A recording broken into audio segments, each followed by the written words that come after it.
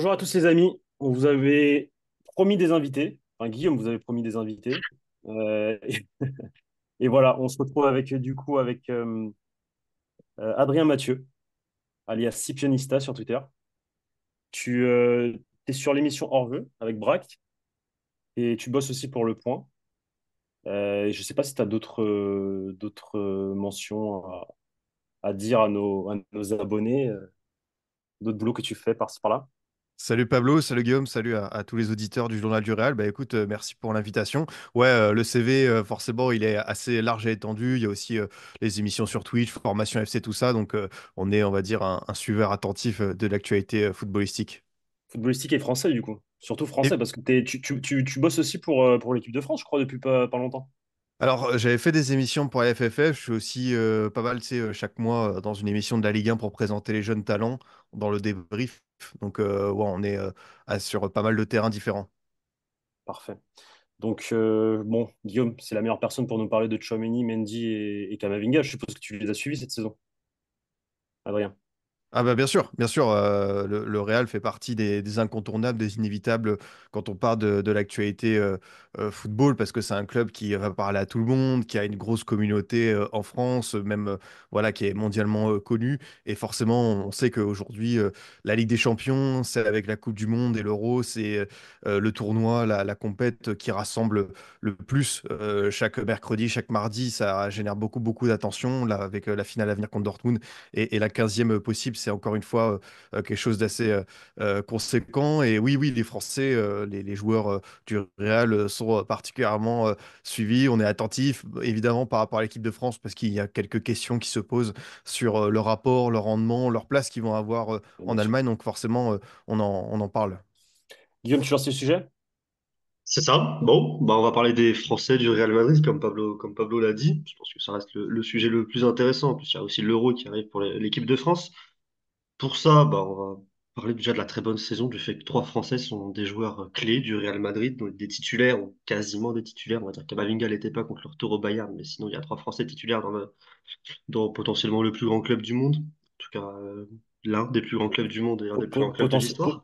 Potentiellement, tu peux dire que c'est le plus grand club Oui, au bah, monde. c'est Donc ça, histoire d'être potentiellement. modéré dans les propos, tu sais.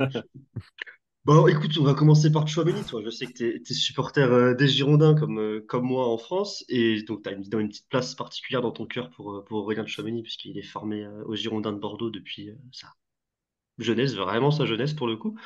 Et bah du coup, je vais te demander simplement, qu'est-ce que t'as pensé de sa saison? Est-ce que tu vois encore de l'évolution dans son jeu? Est-ce que tu l'as trouvé peut-être meilleur, plus à l'aise que l'an dernier? Qu'est-ce que t'as pensé tout simplement de ce que Tchouaméni a proposé cette année?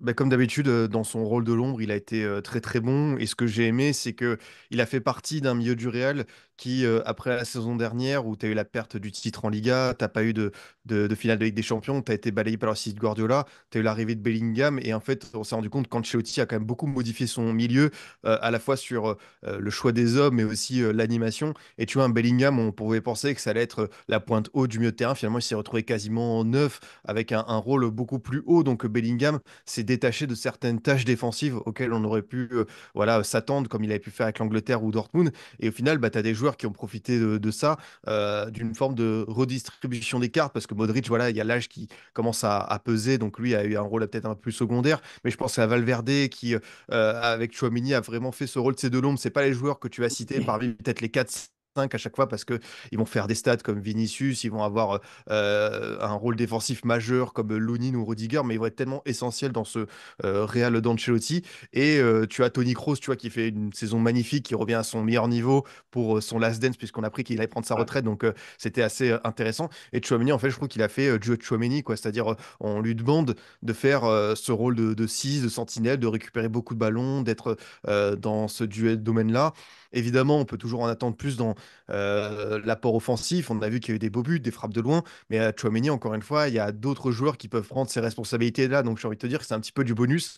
Et là où je veux en venir avec vous, je ne veux pas dire que j'ai envie de faire passer des messages ou quoi, mais je trouve, et pas parce que je viens de Bordeaux et que je le connais depuis très longtemps, c'est que je trouve qu'il y a une forme de Chouameni bashing en mode, bah, Merci. on pense que non, mais Merci. En fait, on pense que Tchouaméni, c'est le nouveau Pogba. Très clairement, parce que Ouais, bah, voilà, c'est un milieu de terrain, il a du physique, il a une certaine aisance. On va se dire, bah, tiens, c'est Pogba avec son déclin, on va directement le retrouver. En fait, c'est pas du tout les mêmes registres de joueurs. Et ouais, attendre de Tchouaméni qu'il fasse du Pogba, ça, vous allez être déçus. Parce que forcément, Pogba en équipe de France, c'est un mec qui était dans une dimension supérieure. Mais encore une fois, la Coupe du Monde 2022 de Tchouaméni, c'est sa première compète dans un rôle majeur. On rappelle que l'équipe de France perd coup sur coup Kanté et Pogba. Et on demande à Tchouaméni, comme Rabiot, voilà, de devenir bah, des protagonistes, des numéros un avec Griezmann à côté, qui évidemment les a bien aidés. Mais pour un Tchouaméni, c'était quand même un rôle inédit. Et je trouve qu'il a très très bien pris. Alors oui, comme tout le monde, la Coupe du Monde 2022, la finale, c'était un petit peu plus compliqué. Mais au final, moi, j'ai bien aimé son apport. Et là où je veux en dire, c'est quoi ce Tchouaméni bashing? Il m'étonne parce que je trouve qu'il est... Autant il y a des joueurs, ça peut avoir des débats, et je pense que les avis peuvent se comprendre. Autant lui, je trouve que la critique elle n'est pas fondée. Vraiment, je suis assez surpris de voir à quel point c'est un peu une cible facile, surtout quand on voit que c'est quelqu'un qui a une personnalité calme, qui n'en fait pas trop, ouais. qui est pas arrogant, et on peut voir que le Real a obtenu d'excellents résultats avec lui quand il était sur le terrain cette Ouais. saison. Est-ce qu'il n'y a pas un petit effet aussi, je porte le maillot du Real, donc c'est plus facile d'être critiqué, d'après toi? Je sais pas si c'est les critiques, mais je pense que c'est comme d'hab, tu sais, les attentes et la pression. Et forcément, quand tu passes du fameux milieu de terrain, Casemiro, Modric, Kroos, qui a été dominant pendant cinq Ah, six mais ans et qui a impulsé un truc de fou, lui, il arrive, tu vois, pour prendre la place de Casemiro, qui part à United. Et forcément, oui, il arrive de Ligue 1 Uber Eats. À Monaco, il était très très bon. Mais tu vois, il faut que ça prenne encore une fois, hein. Je pense qu'on est, tu sais, dans une ère où on attend tellement des jeunes joueurs, enfin, pas dire la culture de l'instant, mais on attend à ce que Chouameni, dès septembre 2022, il soit un crack absolu. Et finalement, ça a pris peut-être un peu plus de temps. Et lui-même, tu sais où là où je veux en venir pour terminer, ouais. c'est que j'ai apprécié qu'il a fait son autocritique. Lui-même, il l'a dit, Mhm. je m'en souviens, je crois que c'était lors de mars 2023, il disait en gros, ouais, je sais que je suis pas à mon meilleur niveau, je sais que je dois améliorer des choses. Il s'est pas reposé sur ses acquis en mode c'est bon, je suis arrivé au Ouais, bien Real sûr. dans le club qu'il fallait. Maintenant, ça va rouler tout seul. Tu sais comment ça marche. Enfin, vous savez comment ça marche. C'est un club où si tu déçois, ne serait-ce que deux trois matchs, tu peux aller sur le banc, le public peut te siffler. Donc, lui, je pense qu'il a compris la mesure de la grandeur de ce club. Ouais. Surtout à partir du moment où t'es aligné, tu reçois des critiques. Là, je pense à ces dernières semaines. Il a reçu des critiques en France, notamment, dans la presse, etc. Au final, Carlo Ancelotti, il l'aligne. Il le préfère à Camavinga, c'est qu'il y a une raison, tu vois. Et Carlo Ancelotti Ancelotti, en a c'est lui parlé, qui... hein. Ouais, ouais, mais Ancelotti le voit tous les jours à l'entraînement, il voit ce qu'il peut apporter à son équipe, il voit l'équilibre qu'il apporte à son 11. Donc, s'il fait un choix entre Tchouaméni et Camavinga au moment où il décide de mettre Nacho en défense centrale, c'est qu'il y a une raison. Donc, moi, je te rejoins, enfin, je fais partie de ceux pas qui le défendent, mais qui essaient de dire voilà, que c'est un joueur important à ce Real Madrid, que c'est pas facile de s'adapter au Real surtout, que comme tu l'as dit, il a mis du temps, et ça, je pense que lui-même le sait, il le ressent, et c'est normal, c'est le Real, c'est l'exigence même, donc ça a pris du temps. Guillaume, je sais pas si tu as quelque chose à rajouter par rapport à ça. Bah, c'est que c'est vraiment l'une des clés du système de la Carlo Ancelotti cette saison. Carlo Ancelotti a dit en conférence de presse qu'il avait connu qu'un seul moment de doute cette année. C'était un petit moment de doute, c'était après la défaite contre l'Atlético. Le Real avait quand même été surmené à l'époque Oui, en Liga exact. Exact. en septembre et au début octobre. Et cette défaite-là, il a dit que c'était le seul moment de doute de la saison et ça lui a amené à faire quelques ajustements. Qui était absent lors de cette défaite? Aurélien Tchouaméni, Tchouaméni, qu'il avait mis sur le banc de Tchouaméni. le mettre titulaire. Et depuis, bah, Tchouaméni n'a plus raté un seul grand match. Et je vais revenir avancer dans le temps de la saison, revenir au match contre le Bayern, le match retour. Des gens n'ont pas aimé le match de Tchouaméni alors qu'il a réalisé un travail sur Moussiala qui était incroyable et que Carlo Ancelotti a simplement demandé à Tchouaméni, tu muselles Moussiala et puis après, si tu peux faire autre chose, tu fais autre chose. Mais l'important, c'est ça, c'est que Moussiala qui jouait 10 sur ce match, on ne le voit pas et on l'a pas vu les 70 minutes que Tchouaméni est sur le terrain. Alors, il y a des gens qui préfèrent. Ouais. Il y a quand même une opposition de Tchouaméni-Camavinga aussi, je trouve, qui se fait beaucoup parmi les Français, puisqu'on a plus l'œil dessus, mais même en Espagne, même les journalistes espagnols souvent s'amusent à dire que Camavinga est meilleur que Tchouaméni. Mais parce que Kamavinga, il est plus explosif. Mais Il il y a tape en fait, il y a plus une dans question l'œil parce que. C'est sûr. de sensibilité, je pense. Il y a quand même une question de sensibilité. Tu peux Oui. préférer Camavinga à Tchouaméni, voire même tu peux penser que Camavinga deviendra un meilleur joueur que Tchouaméni. Maintenant, aujourd'hui, en termes d'importance aux yeux d'Ancelotti et d'importance dans le système Real Madrid, le plus important cette saison, c'est Tchouaméni. Après, concernant Tchouaméni, c'est qu'il y a autre chose, c'est qu'il arrive de Monaco, il joue 8. Il joue beaucoup plus haut sur le terrain et il doit s'adapter à un nouveau poste, celui de poste de numéro 6. Enfin, voilà, c'est toute une période d'adaptation. Et moi, je trouve que là, progressivement, ce Real Madrid, ce milieu de terrain commence à retrouver un équilibre intéressant.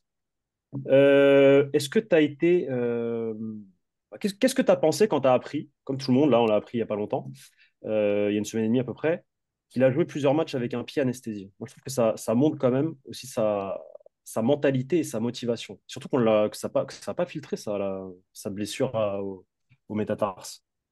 Ouais, c'est assez dingue, hein. Comme tu dis, il y a des choses qui peuvent être faites aujourd'hui dans le domaine médical pour le foot et tout, et c'est dire à quel point je pense qu'il veut tenir sa place, quitte à risquer peut-être un peu pour sa santé, donc faut prendre toujours des précautions. Mais ouais, ça en dit sa détermination, et en plus, tu as dit tout à l'heure, bah ouais, faut aussi rappeler qu'il a joué en défense centrale, Ouais, et bah ouais, bah, il a fait plus que dépanner. Pour moi, il a fait vraiment des bons matchs. Alors oui, il y a des performances, je crois à Leipzig au match aller où Real prend beaucoup de vagues.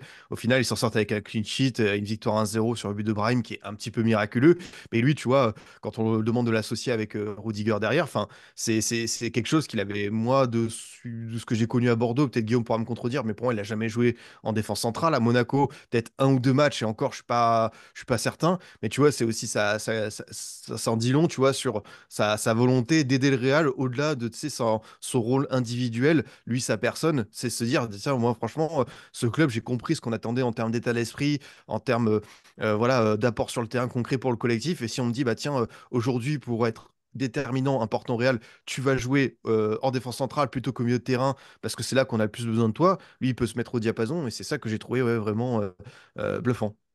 totalement. Allez, sujet suivant. Eduardo Camavinga.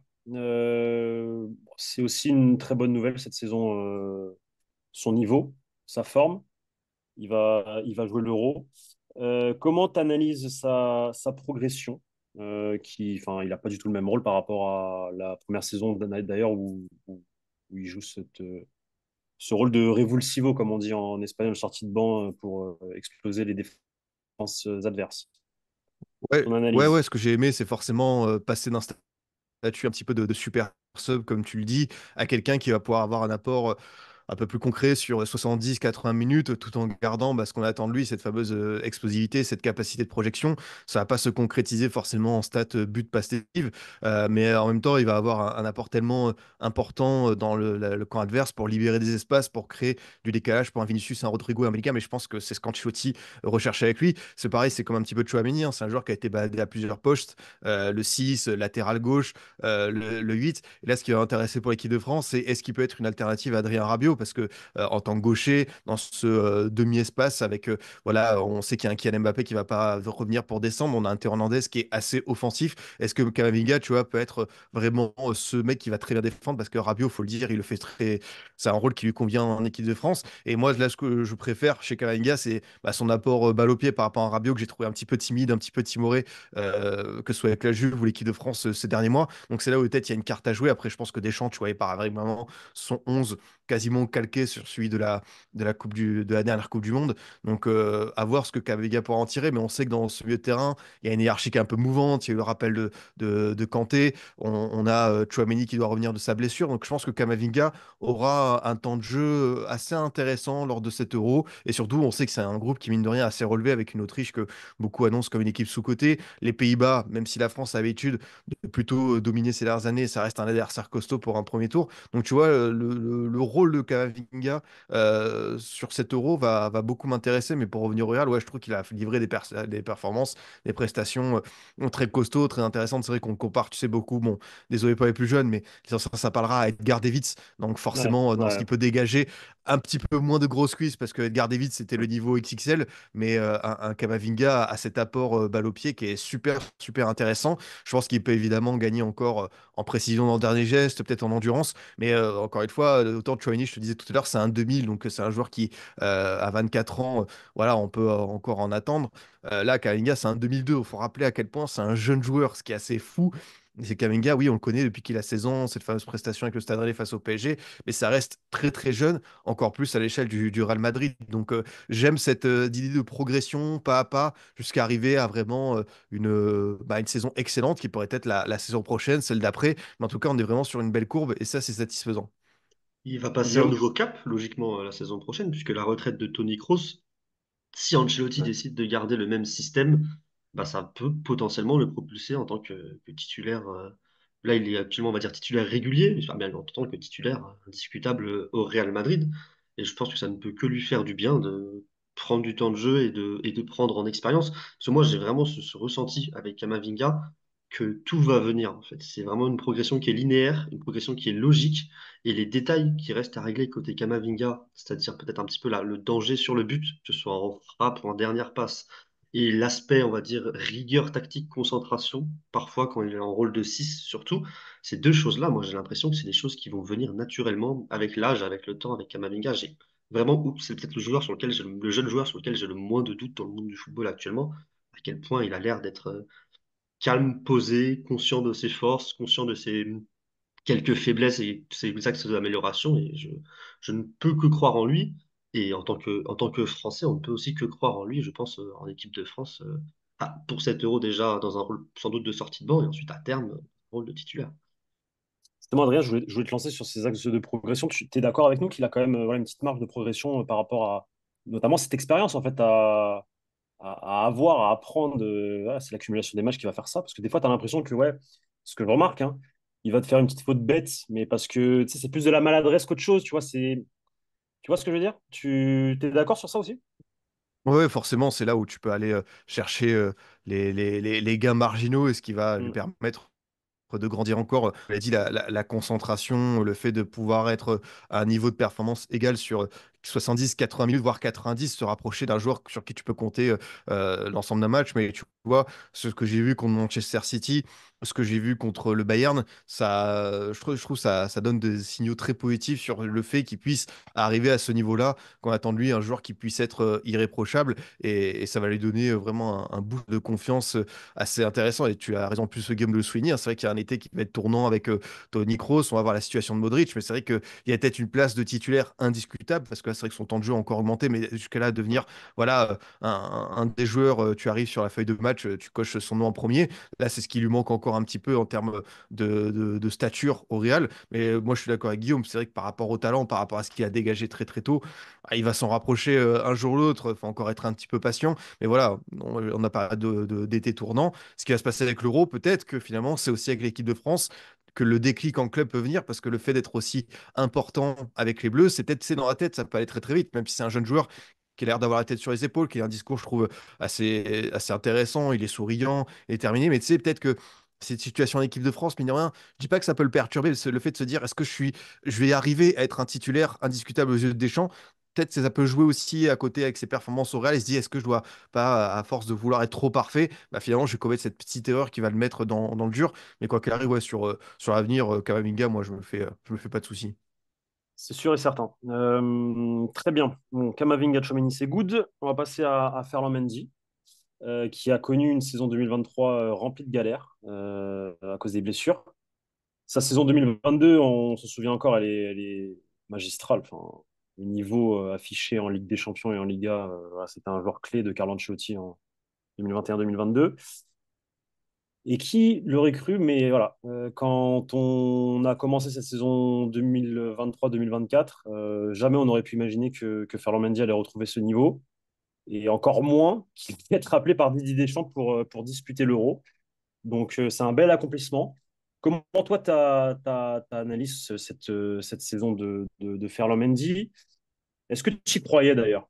Est-ce que tu y croyais à son retour au plus haut niveau et à une potentielle sélection à l'Euro? La sélection à l'Euro, je vais être franc, j'y croyais pas parce que, en fait, avec Deschamps, il y a des joueurs qui sont pas rappelés parce que bah, ils se fondent pas dans le groupe. Je pense notamment au cas Lacazette parce qu'on se pose beaucoup de questions sur pourquoi est-ce que là j'avais été rappelé. Je pense que c'est une question peut-être d'affinité de personnalité. Mendy, pour le coup, c'est l'histoire de performance parce que sa dernière apparition avec les Bleus, les gens s'en souviennent peut-être pas, mais c'était en Ligue des Nations contre le Danemark où il était aligné piston gauche dans un 3-5-2. Alors Ferland Mendy, piston gauche, autant vous dire que c'était pas un cadeau pour lui. Et ça s'était vu à Copenhague où il a été passé complètement à côté. Mais voilà, là, c'est l'histoire de ce qui s'est passé il y a 18 mois. Et ouais, lui, il est revenu cette saison, je pense, avec beaucoup de sérieux, avec surtout un niveau physique. On sait qu'il a enchaîné beaucoup de pépins. Là, c'est bon, il a arrêté avec ces galères-là. Et en fait, ce qui est remarquable, c'est vraiment sa qualité dans les 1 contre 1, quoi. En fait, ça a passé, il est vraiment très très dur. C'est quelqu'un qui est très bien concentré, qui sait bien cadrer son côté, qui analyse parfaitement les ailiers adverses, qui sait bien se positionner, qui a la ligne du hors-jeu avec les trois autres. Il y a très très peu de fautes défensives. euh, qu'on a peut-être pu lui connaître par le passé. Il est vraiment revenu à 100%. Et au final, c'est vrai que quand tu as tous ces critères et le fait, en plus, comme je l'ai dit tout à l'heure, que Théo Hernandez soit un profil un peu plus offensif, on Mm. sait que Deschamps, il aime bien avoir une contrepartie avec un mec peut-être un peu plus défensif. C'est vrai que Ferland Mendy, il sautait aux yeux, on va pas se mentir, même si on sait qu'il y avait des joueurs comme Lucas Digne qui pouvaient être dans les radars ou quoi. Ferland Mendy, normalement, il est tout en haut de la liste. Et voilà, je pense que Deschamps s'est rendu compte que voilà, il pouvait le rappeler, surtout qu'encore une fois, on est repassé pour les Bleus dans un système à 4 comme au Real, là où il est à l'aise. Donc pour moi, c'est vrai que toutes les planètes étaient alignées pour qu'il revienne. Défensivement, pour toi, c'est le meilleur à son poste, d'un point de vue défensif, je parle. Par rapport à Théo Hernandez, Sur l'aspect défensif, pour un latéral, on sait que voilà, les deux aspects comptent, offensif et défensif. Par rapport à bon, tous les latéraux au monde, est-ce que tu le considères tous les comme latéraux au monde, ouais, ouais, est-ce que tu le considères vraiment comme le meilleur parce que pour moi, d'un point de vue défensif, pour moi, il n'y a pas mieux. Quand il est au top, hein, je parle. Hein. C'est sûr, quand il connaît une saison comme l'année dernière, 2023, c'est compliqué. Mais d'un point de vue défensif, ouais. L'équilibre qu'il j'aime apporte bien. à cette équipe, l'équilibre qu'il apporte à cette équipe. Vas-y, dis-moi, t'aimes bien? Non, j'aime bien la question, j'aime bien la réflexion parce que je pense à un mec comme Robertson, je pense à Guardiola aussi, qui sont, tu vois, des beaux candidats. Mais c'est vrai que peut-être dans cette qualité d'un contre un, ouais, je pense qu'il est dans le top 3 et que sur cette saison, il n'y a pas trop de doute sur le fait qu'on puisse le mettre assez haut, voire tout en haut, parce que ouais, forcément, il y a des performances. Et comme je te dis, quand tu viens de passer City, quand tu viens de faire le Bayern, même Bayern. Leipzig, où il y a beaucoup de qualité, ouais, forcément, tu avais de la concurrence en face et je trouve qu'il a vraiment bien répondu présent. Et c'est pour ça que je pense que Deschamps l'a rappelé, c'est qu'il sait qu'il a besoin de ce type de profil, il a besoin aussi, bah, mine de rien, de ce Ouais, côté d'expérience. Un mec qui. Parce que le Real, c'est une équipe de tournoi. On a ouais, beaucoup de parlé du ouais, fait qu'Ancelotti en championnat et tout, même si là, cette saison, ça a été remarquable, mais cette version tournoi sur les matchs couperés, c'est fantastique. Deschamps, il adore aussi ça, on va pas se mentir. Donc, un mec qui est prêt comme ça à répondre, présent sur un match déterminant 90 minutes. Hmm. Ouais, c'était une évidence qui le rappelle. Guillaume, Il y a tu veux des, ajouter quelque non, chose? il y a presque des parallèles à faire sur la manière dont Ancelotti et Deschamps préparent des compétitions, des matchs. Moi, je trouve que le choix Mendy a beaucoup de sens parce que c'est sûr que Deschamps, c'est un profil qui va affectionner. Bah, il y a l'aspect que tu mets Mendy et Kamavinga, bah, ils se connaissent par cœur. Le côté gauche, on va dire, de ton défense milieu de terrain est animé.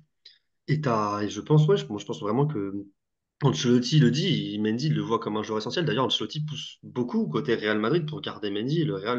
Il y a des gens au Real qui sont bien moins chauds de garder Mendy, de le prolonger, que Carlo Ancelotti. Lui, il adore avoir cette sorte de sécurité, finalement, ce profil défensif. Alors, tu as Carvajal qui, à droite, monte beaucoup plus, anime l'attaque, voire même parfois se finit en position numéro 9 cette saison, au point que Carvajal se réaxe et est offensif. Et c'est un équilibre qu'on a déjà vu Deschamps aussi demander. Alors, à l'époque, en 2018, il y avait carrément les deux latéraux qui étaient des profils très défensifs. Là, ce sera peut-être la même chose avec Hernandez très offensif et un profil plus défensif avec Koundé à droite ou un autre joueur à droite. Et par contre, il pourra opposer ça ensuite en mettant Klose à droite et Mendy à gauche dans un match où ça fait tourner ou quoi, et où la France aura quand même de très belles chances de victoire, avec peut-être même potentiellement un Kamavinga également sur la pelouse sur un match comme ça. Donc moi, je trouve qu'il y a même des parallèles à faire. Et ce que Deschamps a dû voir de Fernand Mendy cette saison, bah, a réussi à le convaincre, alors qu'on sait que Deschamps, c'est comme ça. Quand il fait ses listes, c'est comme ça quand il a ses noms, ses joueurs. Et réintégrer la liste de Didier Deschamps, ça montre qu'il y a vraiment une saison totalement réussie de la part de Fernand Mendy. Totalement. T'as un petit avis déjà sur cette finale-là à Wembley? Tu favoris Real, 50-50 pour toi?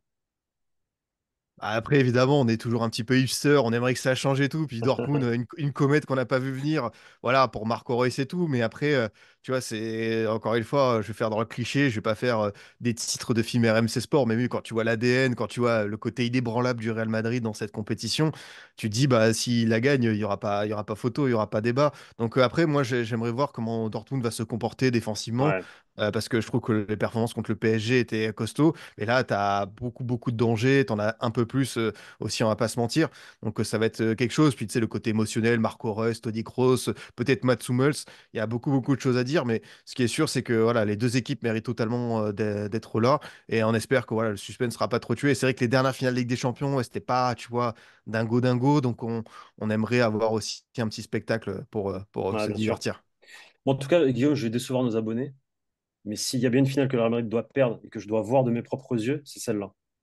Oula. Et pourquoi je dis ça? Parce que je préfère que le Real Madrid tout simplement perde face au Borussia Dortmund que face à un Paris Saint-Germain, Manchester City, un Oui, Barça je vois ce ou que tu veux un dire. Juventus, tu vois? Par contre, ce Donc, sera un plus beau vainqueur que c'était des PSG ou City qui la prenait. non, mais voilà, si ça avait été le PSG, le Barça en finale, là, je t'aurais dit, ah non, faut que le Real gagne absolument. Mais là c'est le Borussia Dortmund, c'est un club ami, ils nous ont vendu Bellingham, il y a toujours eu une bonne entente entre les deux clubs. Je me dis, bon, allez, tu vois, voilà, c'est pas comme si tu perds contre l'Atlético de Madrid, tu vois, Guillaume? Donc, bon, bien sûr, les amis, je veux que le Real gagne, mais si le Real doit en perdre une, parce que là, je suis quand même sur une série de 8 sur 8 hein, en termes de finale de LDC, je sais pas si vous vous rendez compte, c'est quand même dingo. Donc, les probas disent qu'un jour ou l'autre, le Real va perdre une finale. Donc, si le Real doit en perdre une, il faut que ce soit celle-là. Et pas après face à un club État ou le Barça. Après, T'es d'accord la avec moi? vraie finale qui intéresse Adrien, c'est Olympiakos-Fiorentina, on le sait tous, hein. Pardine, là, on va se régaler, hein. Bon, on va passer au dernier sujet de la vidéo. Il y en a, bon, je pense que du coup, il y en a qui vont quitter cette vidéo dès maintenant parce qu'ils en ont marre qu'on on parle de ce joueur. C'est Kylian Mbappé qui fait parler de lui, malheureusement, depuis 24 heures avec cette venue de Florentino Pérez à Paris hier pour les 120 ans de la FIFA. Qu'est-ce que tu en penses, toi, d'ailleurs, de tout ça, là, des déclarations de Macron? Faut que Mbappé y joue, faut pas qu'il joue. C'est quoi ton avis par rapport à ça, par rapport au JO? Je pense qu'il y a suffisamment de problèmes en France, et je parle pas de football, pour que le président de la République ne fasse pas des coups de pression à Florentino Pérez pour que Mbappé aille au JO. Donc, ce serait bien qu'il lâche un petit peu l'affaire et que quand on voit la Nouvelle-Calédonie ou certains prix, que ouais, il y a d'autres urgences, priorités. On sait que Macron aime beaucoup le sport, il aime beaucoup politiser le sport, il aime bien s'immiscer. Mais là, je pense qu'il y a certaines limites à pas franchir et le dernier mot appartiendra au club. Donc, on verra ça. Guillaume, je te laisse lancer le dernier sujet. Et je suis désolé, je vais devoir couper parce que j'ai un petit problème perso, je dois filer. Guillaume, je te laisse conclure sur Yes, Kylian Mbappé, son intégration. Je te laisse poser la question. Les amis, merci. Merci Adrien de ta venue. Je dois vous laisser. Je te laisse conclure, Guillaume. il n'y a pas de Et souci. t'es le bienvenu quand tu veux, Adrien, sur cette chaîne. OK? Avec plaisir. Ah, j'ai Ciao une les mecs. dernière question. J'ai une dernière question pour toi. C'est tactique, simplement. C'est Kylian Mbappé. Comment tu vois son intégration? On sait qu'il y a un système axial cette année, le 4-4-2 losange, comme Ancelotti a mis en place. On sait qu'il y a du coup un choix qui va être fait entre Mbappé prend la place de Rodrigo ou alors on enlève potentiellement un milieu de terrain, on repasse à un 4-2-3 ou un 4-3-3. Toi, comment tu vois l'intégration d'Mbappé par rapport au joueur qu'il est aujourd'hui, par rapport à ce que le Real a montré aussi? Qu'est-ce que tu en penses? Ah, c'est une très très bonne question. Forcément, c'est dans une équipe qui est habituée à gagner, qui a des joueurs en place, qui a des joueurs importants dans les grands matchs qui répondent présent. Comment est-ce que Mbappé va trouver la solution? Déjà, je vois mal Mbappé être sur le banc. On va pas se mentir, ceux qui ont un avantage, genre il y aura une période d'adaptation. On parle d'un mec qui a quand même des standards assez élevés. Faut pas s'arrêter sur voilà, la dernière période un petit peu mitigée avec le Paris Saint-Germain. Il arrivera dans un peu un titulaire. Maintenant, c'est à Carlo Ancelotti de forcément trouver soit de la place, soit un compromis. Est-ce que Bellingham redescendra un petit peu? Est-ce que ce sera Rodrigo qui sera sacrifié? Pour moi en tout cas, à l'heure actuelle, je vois mal Mbappé aller sur le côté gauche de Vinicius parce que c'est le meilleur ailier gauche au monde, notamment dans ces fameux grands rendez-vous. Il n'y a jamais qui répond présent. Du coup, forcément, il reste l'axe. Et c'est là où, oui, par rapport à Rodrigo, ça va être un choix un petit peu difficile. Après, au niveau de l'animation, peut-être qu'on peut imaginer comme tu l'as dit, hein, avec les fameux départs, on peut avoir voilà, un double pivot avec Kamavinga Tchouaméni, on peut avoir Tchouaméni avec un peu plus haut Valverde, un peu plus haut aussi Paris Bellingham, qui on a vu était prêt à faire beaucoup d'efforts, notamment je pense au match contre Manchester City, à avoir un rôle défensif un peu plus majeur. Donc ça peut être cette solution-là avec un Rodrigo sur le côté droit. Mais ouais, moi je pense que Mbappé dans l'axe, c'est ce que j'imagine le plus à l'heure actuelle, le plus faisable et ce qui correspond le plus aux qualités des uns et au rôle des autres. Ouais, je suis d'accord avec toi, mais du coup, si tu devais trancher, de ton point de vue, tu l'intégrerais plutôt à la place de Rodrigo dans le système actuel, ou vraiment tu repasserais avec un système même plus classique, on pourrait dire une sorte de 4-3-3 ou de 4-2-3-1? Ouais, je repartirais sur un autre schéma parce que j'aime beaucoup Rodrigo, même si voilà, Ok. en termes statistiques, certains vont dire bon, c'est pas le neuf le plus prolifique, mais tu vois, c'est quand même quelqu'un qui répond présent dans les gros matchs. Il y a encore une belle marge de progression. Faut pas que l'arrivée de Mbappé sacrifie la pente ascendante de Rodrigo. Donc, Ancelotti trouvait ce bon compromis. Et c'est pour ça en fait que je suis content que tu vois cette arrivée de Mbappé au Real, elle se fasse quand Ancelotti est encore là, parce que c'est un mec qui a connu tellement de clubs et de situations avec des stars, des égos à gérer, la Juve, le Milan, Milan, Chelsea, le Paris Saint-Germain, le Real Madrid, que Mbappé, pour moi, sera pas un problème. Certains disent, voilà, il est arrivé, il va briser le pouvoir de l'amitié et tout. Non, Mbappé, ça reste quand même un compétiteur. C'est un mec qui est conscient qu'il doit en faire beaucoup pour arriver voilà, parmi les plus grands. Il lui manque la Ligue des Champions. Arriver au Real, ça va lui permettre de se rapprocher quand même beaucoup de cet objectif. Donc je vois mal Mbappé arriver, tu vois, foutre le feu au vestiaire. Je pense qu'il sera quand même content d'arriver dans un truc où il sera excellent. Et surtout, bah, même si évidemment il y a des rôles et statuts, quoi qu'on en dise, Mbappé, quand il sera au Real Madrid, sera le joueur numéro un. C'est le mec qui parle à tout le monde. Évidemment, dans ce qu'il a pu peut-être faire au niveau du club, c'est pas encore du même niveau de certains. C'est quelqu'un qui a beaucoup marqué, mais il lui manque encore cette fameuse LDC, tu vois, pour se rapprocher de l'Olympe. Mais Mbappé à Paris, au Real, pardon, ce sera le numéro un, quoi qu'il arrive. Faut faire avec. Je suis d'accord avec ça. Et puis quand on a vu comment Ancelotti a mis Bellingham dans les meilleures conditions dès le premier match de la saison l'an dernier, comme tu l'as dit, c'est génial que ce soit Ancelotti qui soit encore là pour son intégration, parce qu'il n'y a aucun doute sur le fait que Carlo fera les bons choix en termes de gestion d'hommes, d'ego, de stars qui arrivent dans une équipe de stars. Je pense que l'entraîneur numéro un sur Terre à qui on peut faire le plus confiance, c'est Carlo Ancelotti, tout simplement. Donc, je pense qu'on est d'accord et que ça devrait bien se passer, j'imagine, pour Kylian Mbappé, même s'il finit dans l'axe, hashtag pivot gagne, hein, comme on connaît bien. Voilà, il devrait plus trop se plaindre vu les mecs qui l'entourent. J'espère qu'il fera profil bas. Il y a moyen de jouer au football quand même, normalement.